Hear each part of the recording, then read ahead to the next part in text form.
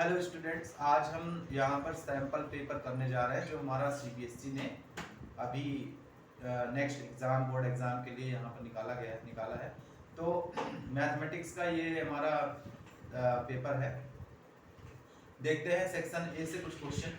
ठीक है, यहाँ देखें फर्स्ट क्वेश्चन हमारा जो है क्वेश्चन नंबर 1। ठीक है, क्वेश्चन नंबर 1 में हमें यहाँ पर 2 नंबर दिया हुआ है। आप लोग के पास सीबीएसई ये पेपर जो है ऑलरेडी बहुत आसानी से मिल जाएगा आपको।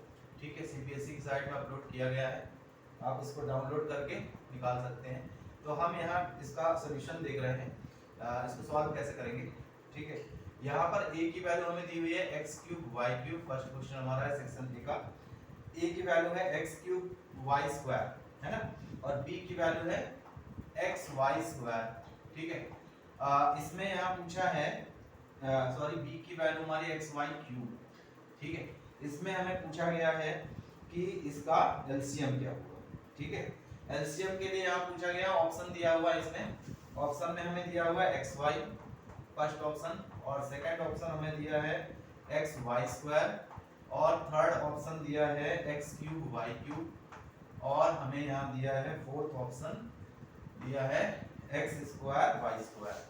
ठीक है, तो हम यहाँ देखें इसमें निकालना क्या है, इसमें हमें एलसीएम निकालना है इन दोनों नंबर का। यहाँ पे वेरिएबल के टर्म में दिया हुआ ये। तो यहाँ पर देखो एलसीएम जब हम निकालेंगे, एलसीएम कैसे निकालेंगे इसका। एलसीएम में आपका देखो x का जो पावर है इन दोनों में, x की जो हाईएस्ट पावर है ना, x की हाईएस्ट पावर हम यहाँ पर लेते हैं। एलसीएम वाले केस में हाईएस्ट पावर लिया जाता है, तो ये x क्यूब हो जाएगा, और y का हाईएस्ट पावर क्या है, y क्यूब। तो यहाँ पर एलसीएम इसका क्या हो जाएगा, एलसीएम आएगा इसका x क्यूब y क्यूब। ठीक है, इसका एलसीएम आपका x क्यूब y क्यूब आ जाएगा। और अगर इसमें एचसीएफ पूछता है, मान लो आपके क्वेश्चन में हो सकता है कुछ चेंज कर दें। ठीक है, आपका जो एग्जाम होगा उसमें क्वेश्चन में एलसीएम के बजाय एचसीएफ पूछ लिया जाता है। तो एचसीएफ के केस में आपको इसमें मिनिमम पावर देखना है। तो x क्यूब और x में मिनिमम पावर क्या है, x है। ठीक है, और y स्क्वायर y क्यूब में मिनिमम पावर क्या है, y स्क्वायर है। तो ये हमारा इसमें एचसीएफ हो जाता है। ठीक है, और एक चीज और समझ लीजिए आप, मान लीजिए एक कंसेप्ट ये समझिए, आपने शायद पढ़ा भी होगा, एलसीएम और एचसीएफ का जो प्रोडक्ट होता है ना, किसी भी दो नंबर का जो एलसीएम या एचसीएफ आता है उन दोनों नंबर के प्रोडक्ट के बराबर होता है, a इंटू बी के बराबर होता है। अब यहाँ अगर हम इसमें इस चीज को भी वेरीफाई करें, ठीक है, तो वेरीफाई भी हम यहाँ पे कर सकते हैं। ये हम एक्स्ट्रा कर रहे हैं, क्वेश्चन हमारा हो चुका है, यहाँ पे एलसीएम पूछा है x क्यूब y क्यूब, यहाँ पे एलसीएम होगा यानी कि ये सी ऑप्शन होगा। हम थोड़ा सा एक्स्ट्रा भी देख रहे हैं, वो जरूरी नहीं है कि आपके एलसीएम पूछे जाएं। तो इसमें हमारा एचसीएफ भी हमने आपको बता दिया, एक्स वाई स्क्वायर होगा इसका एचसीएफ, अगर एचसीएफ पूछता है तो। और इसमें एक चीज और समझ लीजिए, एलसीएम और एचसीएफ का जो प्रोडक्ट होता है वो उसके नंबर के प्रोडक्ट के बराबर होता है। अगर हम इस चीज को भी वेरीफाई करते हैं यहाँ पर, तो ये एक्स क्यूब वाई क्यूब है, और एचसीएफ क्या है, एक्स वाई स्क्वायर है। ठीक है, और इन नंबर का प्रोडक्ट क्या है, x cube y square multiply by x y cube. ठीक है, अब यहाँ देखो इसमें x की पावर क्या होगी, 3 है, यहाँ x है, x की पावर ये 4 हो जाएगी। वाई क्यूब और वाई स्क्वायर की में पावर ऐड हो जाती है, तो ये y की पावर 5 हो जाएगा। और यहाँ पर अगर हम देखें x क्यूब और ये x की पावर 4 ये भी हो जाएगा। वाई स्क्वायर और वाई क्यूब, इसमें भी y की पावर 5 हो जाएगा। तो यहाँ पर हमारा ये वेरीफाई भी होता है। वेरिफिकेशन भी हमने कर लिया, एलसीएम और एचसीएफ का जो प्रोडक्ट है वो हमारा a टू b के बराबर आ रहा है। ठीक है, ये हमारा फर्स्ट क्वेश्चन हो गया। मैंने आपको थोड़ा एक्स्ट्रा भी बता दिया है, क्योंकि क्वेश्चन जरूरी नहीं है जैसे यहाँ पे सैंपल पेपर में दिया है वैसे ही है, थोड़ा सा चेंज भी हो सकता है। तो आप एचसीएफ भी निकाल सकते हो और इसका वेरिफिकेशन भी कर सकते हो। तो यहाँ पर ये हमारा क्वेश्चन नंबर 1 कंप्लीट हो गया।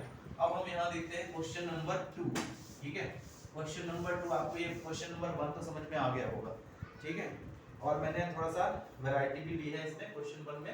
अब हम इसी तरह से थोड़ा सा और भी ऑप्शन देखेंगे, मान लो आपके क्वेश्चन में कुछ और भी कुछ किसी दूसरे तरीके से पूछा जाए तो वो भी हम यहाँ पे निकाल सकते हैं।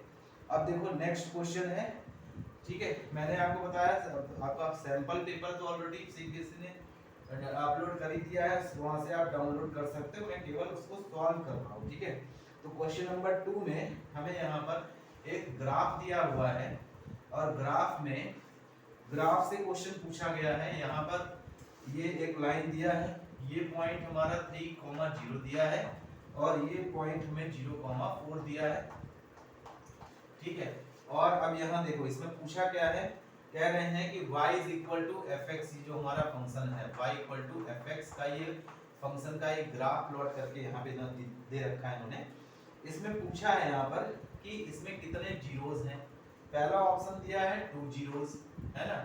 यहाँ पर ग्राफ को दे करके पूछा है इसके कितने जीरोस हैं और वो जीरोस क्या है, ठीक है। 2 जीरोस कह रहे हैं, 1 0 1 0 and the 0 is 3 and 0 is 3, ठीक है।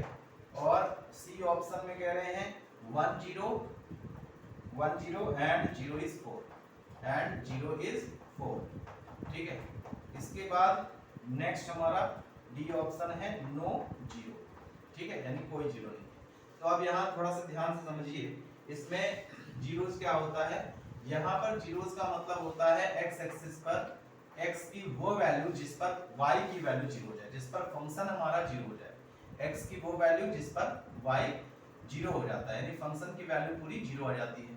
तो हम यहाँ देख रहे हैं, यहाँ पर 3, x की वैल्यू 3 पर क्या है, y 0 है ना। इस ग्राफ में हम देख रहे हैं, यानी जीरोस होता क्या है, जीरोस हमारी लाइन जो है x एक्सिस को जितने पॉइंट पे इंटरसेक्ट करती है, जितने पॉइंट पे टच करती है, उतने ही जीरोस होते हैं। तो यहाँ पर किस पॉइंट पे टच कर रही है, 3 पर टच कर रही है ना। 3 पर ये वर्टिकल y क्या है, 0 है।